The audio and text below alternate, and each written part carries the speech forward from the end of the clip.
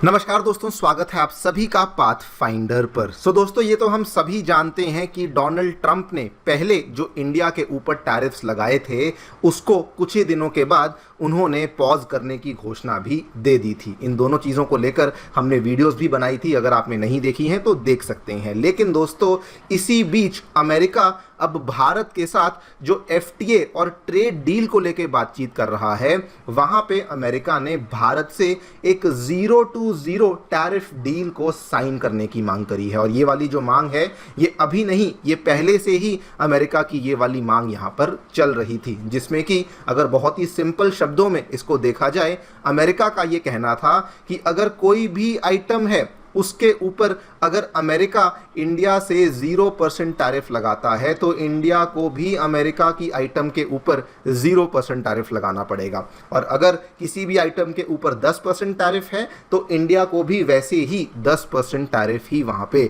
लगाना पड़ेगा। लेकिन दोस्तों, in a very very interesting turn of events, India के द्वारा कैटेगोरिकली यहाँ पे मना कर दिया गया है, रिफ्यूज़ कर दिया गया है कि चाहे जो भी हो जाए, ये वाली जो 0-0 टैरिफ स्ट्रैटेजी है, इसके ऊपर इंडिया कभी भी आपके साथ समझौता नहीं करेगा। आप लोग यहाँ पे देख सकते हैं, ये डेवलपमेंट कल रात को ही सामने आई है। 0-for-0 tariff strategy is unlikely in the proposed India US trade deal. ये हमारे एक सीनियर अधिकारी के द्वारा यहाँ पे कहा गया है। बल्कि इन्होंने बहुत ही क्लियर ढंग से ये भी यहाँ पे कहा है कि अगर अमेरिका को ऐसा लगता है कि उन्होंने किसी चीज़ की डिमांड करी और हम उस डिमांड को इमीडिएटली मान जाएंगे, तो सॉरी टू से कि ट्रेड अग्रीमेंट्स जो होते हैं वो अक्सर इस तरीके से नहीं होते, बिकॉज उसमें आपको दोनों पक्षों की जो कहानी है उसको यहाँ पे पिक्चर में लेना पड़ता है। तो इसी पूरी चीज़ के बारे में हम लोग बातचीत करने वाले हैं कि क्या है ये 0-0 टैरिफ स्ट्रैटेजी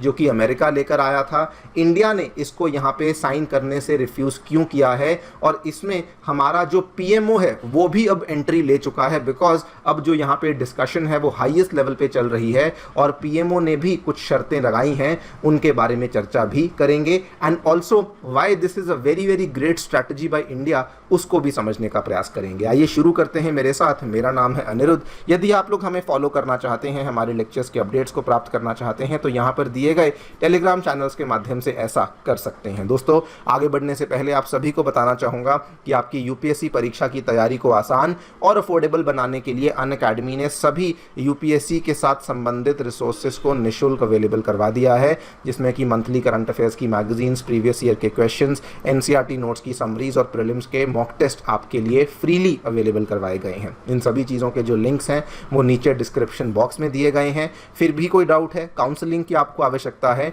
तो आप लोग सीधा स्क्रीन पे दिए गए फ़ोन नंबर्स पे फ़ोन कर सकते हैं और हमारी जो काउंसलिंग टीम है वो भी आपको असिस्टेंस प्रोवाइड करवा देगी। All right, directly coming to the news, क्या देखने को मिला है दोस्तों। हम सभी जानते हैं कि इंडिया और अमेरिका के बीच में अब जो ट्रेड डील है या फिर जो FTA है उसको लेकर बातचीत शुरू हो चुकी है। और उसमें अमेरिका ने अपनी जो पहली यहाँ पे शर्त कह लीजिए या मांग कह लीजिए, उन्होंने कहा कि एक 0-0 टैरिफ स्ट्रैटेजी होनी चाहिए। यानी कि अगर कोई सेक्टर है उसमें अमेरिका जितना टैरिफ लगाता है, इंडिया को भी उतना टैरिफ लगाना होगा।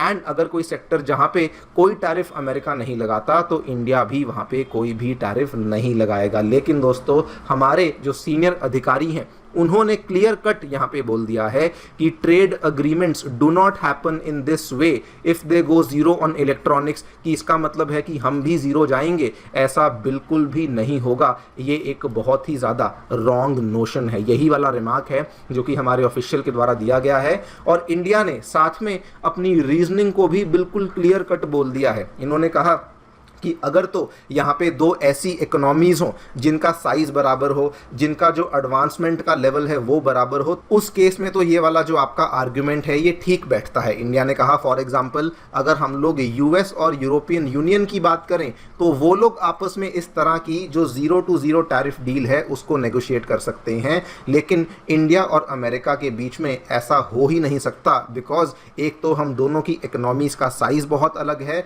और इवन हमारे जो इकोनॉमी इकोनॉमिक स्ट्रक्चर्स हैं वो भी यहाँ पे बहुत डिफर करते हैं। खैर, कमिंग बैक टू इंडिया, तो इंडिया ने बिल्कुल क्लियर कट बोल दिया है 0 to 0 बात नहीं होगी, सेक्टर स्पेसिफिक डिस्कशंस करी जाएंगी और उसमें कैसे हम लोग जो टैरिफ बैरियर्स हैं उनको कम कर सकते हैं, इवन अमेरिका जो नॉन टैरिफ बैरियर्स हैं उनको कैसे कम कर सकता है। और इंडिया ने अपनी इंटेंट भी क्लियर कर दी है कि हम तो आपके साथ व्यापार को बढ़ाना ही चाहते हैं और लॉन्ग टर्म टारगेट हमारा यही है कि सन 2030 तक इंडिया अमेरिका का जो बायलैटरल ट्रेड है वो $500 बिलियन को टच कर जाए। इस चीज़ को लेकर भी आपको मालूम होगा कि ये कोई पहली बार नहीं, इसके पहले भी दोस्तों इंडिया कई बार ये वाला स्टेटमेंट यहाँ पे दे चुका है। फरवरी में भी, मार्च में भी हमने कई बार दोहराया है कि हम लोग अमेरिका के साथ अपने व्यापार को केवल बढ़ाना ही चाहते हैं। नाउ क्वेश्चन ये आता है कि इंडिया के द्वारा ये वाला जो यहाँ पे स्टेप लिया गया है, why this is a great step. तो देखिए, अगर आप अमेरिका की डिमांड को देखें तो दोस्तों अमेरिका की डिमांड क्या है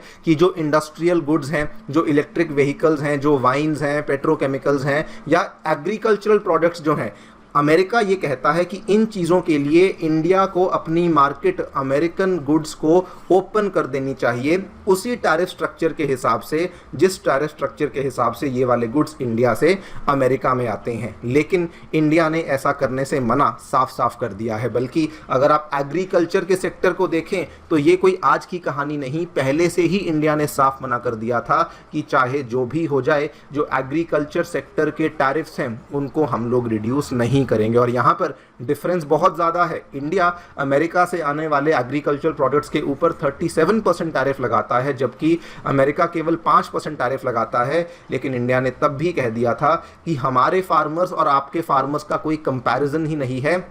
आपके यहाँ पर जो एग्रीकल्चरल इनकम होती है या फिर फार्मर्स का जो सोशियो इकोनॉमिक लेवल है वो बहुत डिफरेंट है एज़ कम्पेयर टू जो इंडिया में देखने को मिलता है। बल्कि यहीं पर पीएमओ ने अपनी शर्तें भी रखी थी। पीएमओ की तरफ से रिपोर्ट सामने आई थी जिसमें कि साफ साफ कह दिया गया था कि अमेरिका में जो एग्रीकल्चर को लेकर सब्सिडीज़ दी जाती हैं वो इंडिया की तुलना में बहुत ज़्यादा हैं और इसीलिए ये कभी भी यहाँ पे नहीं होने वाला कि अमेरिका से आने वाले जो एग्रीकल्चरल गुड्स हैं हम लोग उनके लिए अपनी मार्केट को कंप्लीटली ओपन कर दें। बल्कि इसी रिपोर्ट में अमेरिका के द्वारा दोस्तों 2-3 और चीज़ों को लेकर बातचीत हुई थी। अमेरिका ने इंडिया की पेटेंट राइट्स के ऊपर सवाल उठाए थे। कहा था कि जो अफोर्डेबल मेडिकल इक्विपमेंट इंडिया दे रहा है वो गलत है, उसके दाम उसको बढ़ाने चाहिए। और इवन जो पल्सेस के इंपोर्ट्स को लेकर भी इन्होंने सवाल उठाए थे। लेकिन यहाँ पर भी इंडिया ने दोस्तों एक रेड लाइन को ड्रॉ कर दिया था कि इन सब चीज़ों के बारे में तो हम लोग बातचीत बिल्कुल ही नहीं करेंगे। एंड दोस्तों दूसरा रीज़न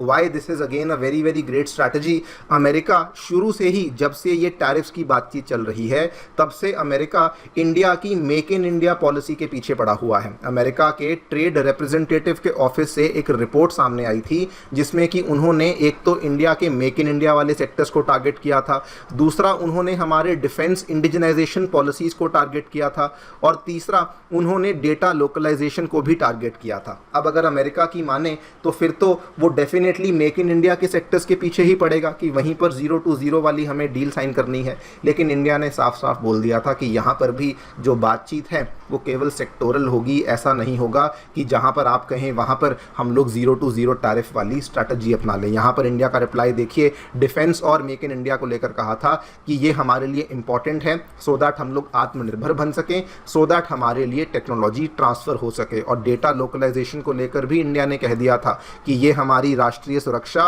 और डेटा की संप्रभुता के लिए ज़रूरी कदम है और ये कभी भी नहीं होगा कि हम लोग हमारा डेटा अब अमेरिका के साथ यहाँ पे शेयर करेंगे। एंड द थर्ड रीज़न जिसकी वजह से ये स्ट्रैटेजी बहुत शानदार बन जाती है दोस्तों, अगर भारत अमेरिका के साथ सेक्टोरली बातचीत करता है तो उसका सबसे बड़ा फ़ायदा ये होगा कि अगर हम लोग अमेरिका के साथ एक ट्रेड डील को साइन कर भी लेते हैं तो even in that case India का जो यहाँ पे ट्रेड सरप्लस है वो अमेरिका के साथ बरकरार रहेगा। करंट स्टेज में हमारा जो अमेरिका के साथ ट्रेड सरप्लस है वो $35 बिलियन का है। अगर हम लोग सेक्टोरली मूव अहेड करेंगे यानी कि वो वाले सेक्टर्स को ओपन करेंगे जिससे कि हमारा ट्रेड सरप्लस भी बरकरार रहे और हमारे इवन अगर हमारे इंपोर्ट्स बढ़ते भी हैं अमेरिका से, तो साथ में हमारे जो एक्सपोर्ट्स हैं वो भी वहाँ पे प्रोपोर्शनली बढ़ते रहें। और इसीलिए अगर आप देखें तो इंडिया ने तो क्लियर कट बोल दिया है कि हमें वो वाले सेक्टर्स आपकी तरफ से ओपन होने चाहिए जो कि हमारे लेबर इंटेंसिव सेक्टर्स हैं, जैसे कि टेक्सटाइल्स हुआ,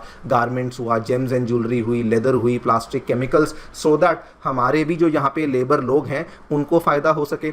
इसीलिए इंडिया की जो ये स्ट्रैटेजी है कि 0 to 0 स्ट्रैटेजी नहीं, बल्कि हम लोग आपके साथ सेक्टोरल स्ट्रैटेजी फॉलो करेंगे, ये स्ट्रैटेजी बिल्कुल सही बैठती है। एंड दोस्तों, अगर मैं यहाँ पे अपना ओपिनियन देना चाहूँ तो I think India should definitely not hold back at all, because Indian economy एक ऐसी इकोनॉमी है जिसके साथ आज की डेट में हर एक कंट्री जुड़ना चाहती है। हम लोग 5th लार्जेस्ट इकोनॉमी ऑलरेडी बन चुके हैं, कुछ ही महीनों में 4th लार्जेस्ट बन जाएंगे जापान को पछाड़ते हुए। एंड बिकॉज ऑफ दिस अब चाइना और रशिया भी हमें मार्केट एक्सेस देने के लिए बहुत ज़्यादा आगे बढ़ चढ़ के बात कर रहे हैं। चाइना, जिसने कभी भी इस चीज़ को अलाउ नहीं किया था, वो भी अब कह रहा है कि हम इंडिया के साथ और व्यापार करना चाहते हैं। वहीं पे रशिया ने कुछ ही दिन पहले अनाउंस कर दिया था कि अगर इंडिया को अमेरिकन मार्केट एक्सेस नहीं भी मिलता तो हम लोग उनको हमारा मार्केट एक्सेस देने के लिए तैयार हैं। इसीलिए because the ball is in our court, इसीलिए इंडिया को यहाँ पे हार्ड नेगोशिएशन करनी चाहिए एंड अपनी जो शर्तें हैं